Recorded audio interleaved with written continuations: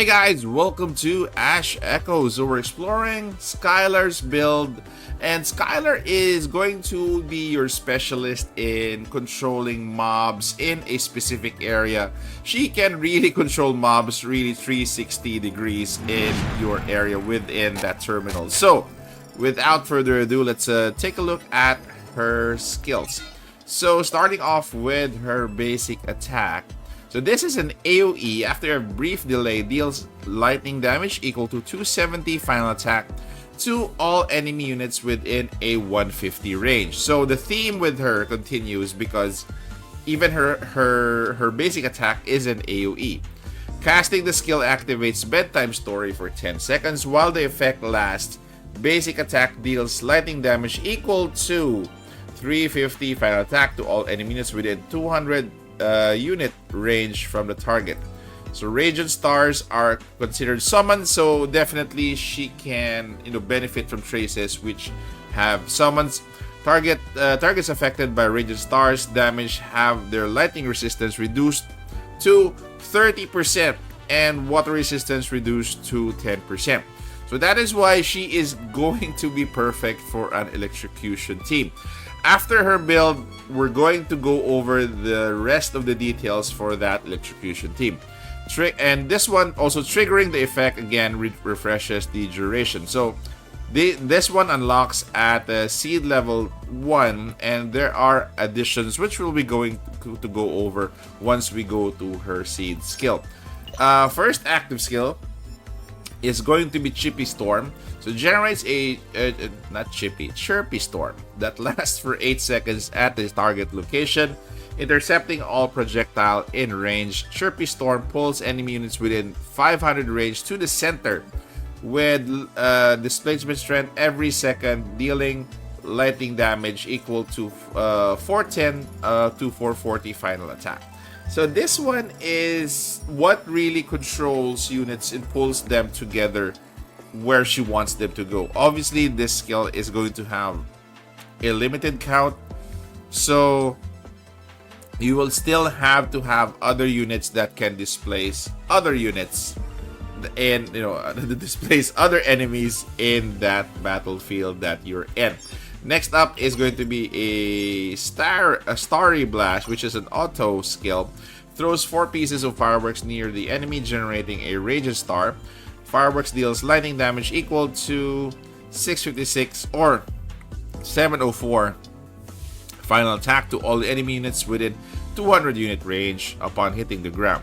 Radiant Star attacks a random enemy unit every 5 seconds, dealing lightning damage to 110 final attack, splashing to nearby enemies within 250 range, dealing lightning damage equal to 21% or 22 final attack.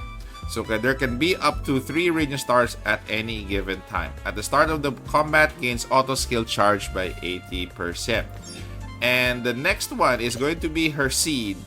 So for seed level 0, intercepts projectiles in range, destroys all enemy barriers in range, stuns all enemy non-boss units within range from the target for 6 seconds, dealing lightning damage equal to 100 final attack to all enemy units in range.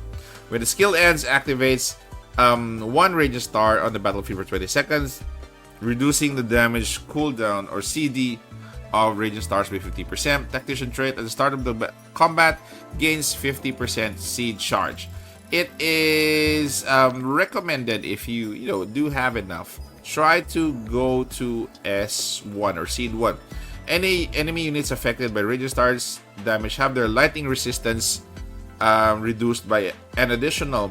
This used to be at 30, so now it's 45, and water resistance is at 15. This used to be 10. So if you have her, lined up for S1, that would be perfect for her. Okay, so moving on to her leader. This is actually part of one of the traces that she has. This is a skill of hers. This is a trace that is called Silent Yesterday. You don't have to use that trace, but it's actually built into Skylar's kit. So high voltage after electrolysis explosion electroconduct is triggered. the affected targets will take 20%, 40 and 60 increased damage considered elemental reaction damage boost. Okay, so again, Skylar has this. You don't need to take Silent Yesterday as a trait for your traces. And let's go back to her leadership potential exploration. Definitely, if you have the best ones here are going to be not this level 3, level 4. When set as leader, after the Necromancer casts a buff or debuff, the extra damage of Necromancer in the field is increased by 60% for 30 seconds. So it's not that hard to take her to level 4 if you have the resources, and if you could just mine these. These are Crystal Plate for Skylar. At least get her to level 4. The next best thing is going to be at level 7. When set as a leader in the field, Lightning Echomancers ignore 10% of the target's basic DR. When an elemental reaction is triggered in the field, applies 40% elemental reaction damage bonus to all enemies for 30 seconds. When the Echomancer is on the field and has an engraving skill high voltage, increase the engraving attack of Echomancers on the field by 25%. So those are her skill and leadership abilities and qualities that you should consider. Okay, so these are the traces that I built for Skylar. We're gonna be going through alternates in a while. So the first one is going to be Behind the Curtain. This build would require her with a lot of VIT or health. So this one is when the engraving's VIT is at 750 or above, restores HP equal to 50%, 100, 150 of the current VIT when taking direct damage. This healing effect is not affected by any other effects, triggering up to once per second. This one is actually very useful because, especially if you run out of healing for your Echomancers, this one is quite a bit handy when you have this one. Okay, next up is going to be My Vision is Clear. It's when Stinging Vulnerability. This applies to Vanguard, Bulwark, and Striker. So far we do have, in this team, we do have either one Bulwark or one Striker. So when Electroconduct is triggered, the affected targets take 40% increased damage considered elemental reaction boost. So preferably you have your Bulwark Yuki for this to trigger. If you don't, I don't think this will trigger. You'll have to find another Vanguard or Striker that can trigger this skill. Okay, so next up is going to be Emptiness. So Emptiness is also when an Echomancer's HP drops 50%, all Echomancer's HP is instantly restored to full, and their engraving attack is increased by 15%. So again, preferably you need to bring Yuki for this one to be activated. Next up is going to be Shadows in the Alley. So this is an Inspire skill. At least you should bring 2 Inspire skills to have your Inspire stacks be maxed up to 20. When there are 7 or more Echomancers capable of fighting in a team, applies 1 stack of Inspire to all Echomancers every 6 seconds up to 4, 7, 10 stacks. If there are fewer than 7 Echomancers capable of fighting in a team, all stacks of Inspire obtained through this method will be removed. So make sure that all of your Echomancers are still alive. And that is why we are preferring health for as a boost for this team. This also is a requirement for Yuki. Because aside from Skylar, I think only Yuki is gonna be your two primary lightning elements in this team. So this is also an Inspire skill where there are 2 or more lightning Echomancers on the field. Applies 1 stack to all Echomancers for every 6 seconds, blah blah blah, up to 10. If there are fewer than 2 lightning Echomancers in the field, this is also removed. So take note, guys, this resets. Lastly is going to be Into the Fantasy. So this is part of your VIT build. When engraving VIT is at 1000 above, triggering Electroconduct, Explosion, Freeze, Vaporization, Electrolysis, Melt, increases the Echomancer attack by 10%. So this is for a Tactician. This is basically for Skylar herself. Okay, and crit damage. So this increases a lot in her damage. attack by 10%. So this effect may trigger once up to once per 2 seconds. The CD of each type of reaction is calculated separately. The effects stack up to 2, 4, and 6. Triggering this effect again will refresh the duration. Okay, so this is the primary build that I'm suggesting. This is a nice build. This is a mix of control, sustained, and damage. So this is the theme of this build. Okay, so if you are, again, this is Silent Yesterday. This is the one that I told you not to bring if you have Skylar, because this one is built into Skylar's kit or leadership. So after Electric Conduct Freeze is triggered, all Echomancers extra damage. This is for all, right? Extra damage is increased by 5%, 9, and 12 for 10 seconds, stacking up to 5 times. Triggering this effect will again refresh the duration. So again, if you are using an Electric Conduct team without Skylar, definitely you should take this one. Okay, so for those who are, have more range units, this one is preferred. This one is called Muscle Building, and the skill is Snipe. So this one is built more for skirmisher builds. So basic attacks deal 30%, and it unlocks as you level up this trace. Increased damage to targets at a distance exceeding 700. Additionally, basic attack crit deals 30% increased damage. Okay, another trace, if you are on a budget and if you don't have the others that we mentioned before, Happy Hours is actually okay if you want to generate Inspire stacks. So this is applicable for all classes. Triggers 1 stack of Inspire up to 8 seconds. Each time a Necromancer is defeated, 4 stacks of Inspire obtained through this method are removed from all Echomancers.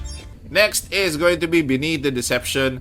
Because Skylar has summons, you can actually use this. So this is for all classes as well. Crit damage is increased by 20 for each summon belonging to a character on the field. Necromancer's extra damage is increased by 10, up to an increase of 20%. This scales from 20, 40, and 60. So this is a nice trace as an alternate, especially if you have multiple Echomancers who have summons on your team. This would be the best actually. Okay, so Managing Marks is also one that I would recommend as an alt.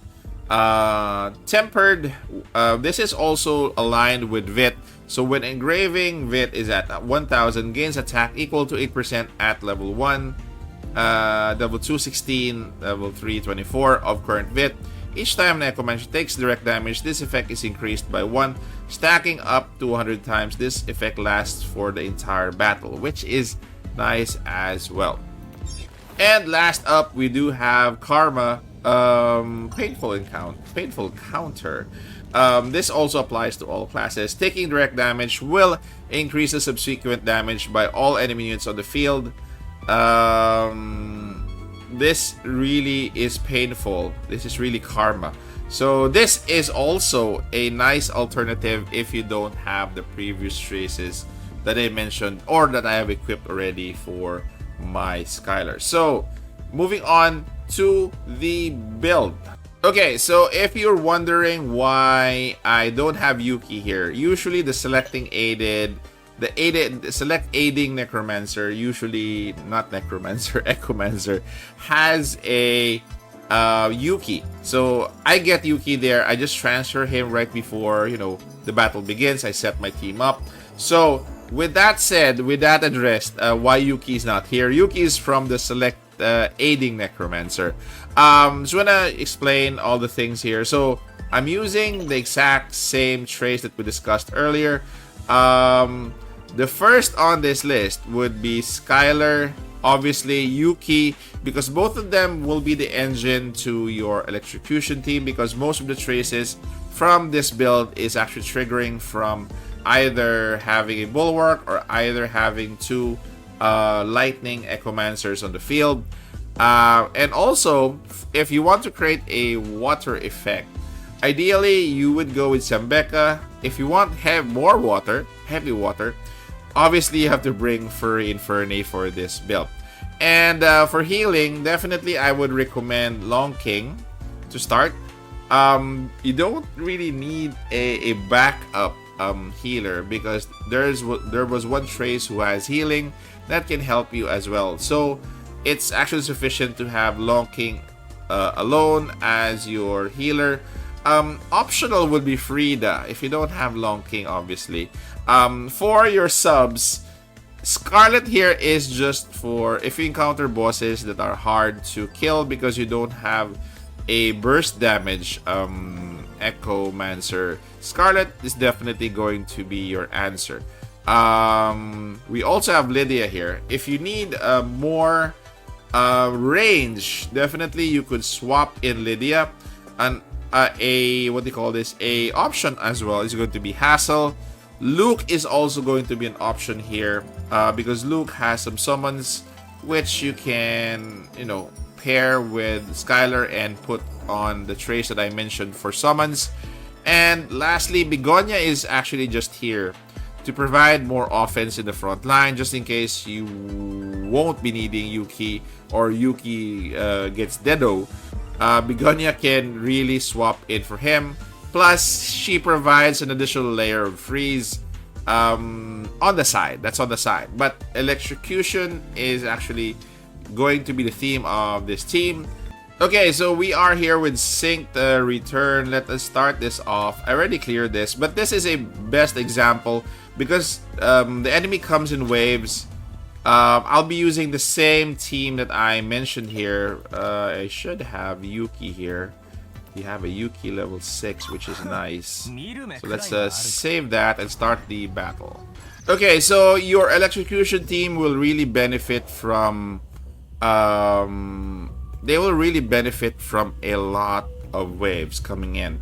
I have to swap in Yuki, and I will have to swap in Sambeka for Furry Inferni because I might run out of control effects if I don't, if Skylar and Sambeka are actually out there together.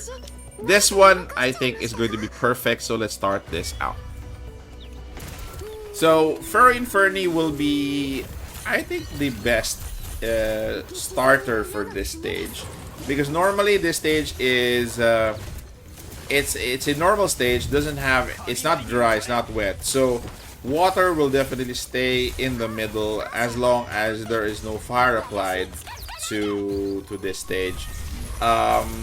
Again, this stage is a perfect example of where you should use this team. So you have Yuki there, you have Lightning Echomancers, perfect for your traces. This team will just tank with Yuki, and the rest of the offense, most of the offense, will really come from Skylar. So Skylar is going to be your main as long as she can carry this team. As you can see there, the water gradually increases and eventually we'll have a swimming pool. So be ready with your swimsuits on and your swimming trunks on, because after the battle, we will have a party in the middle. So as you can see, the enemies in waves is not really a problem. They're not going to be moving much. They're not going to be surviving much. But we do have some bosses here that are tough. So just in case you do need what do you call this? You do need Scarlet. You can actually just sub her in once you find that this boss or a boss is actually very, very tough. So again, as you can see, the waves are very, very easy for them. As soon as they drop, definitely they're not gonna be moving, because as you see Yuki in the middle, he's not moving as well. He's just electrocuting everybody. So again, a perfect team for waves, especially if it's not a dry stage. It is really perfect. So keep them coming, Furry Inferni. Make sure that we have enough water for our swimming pool. So there you go. This boss is a bit, you know, is a bit what do you call this? Is a bit tough. So we have to replace F and F. No, let's not replace F and F. Let us continue with this. The boss is nearly dead anyway. So water has run dry. Okay, there you go. So basically, the best for waves for mobs is your Electrocution team. Okay guys, so again, comment down in the comment section what do you think of the build, and thank you guys for staying this far. Take care, stay safe. This is your Warden, and I'm out of here.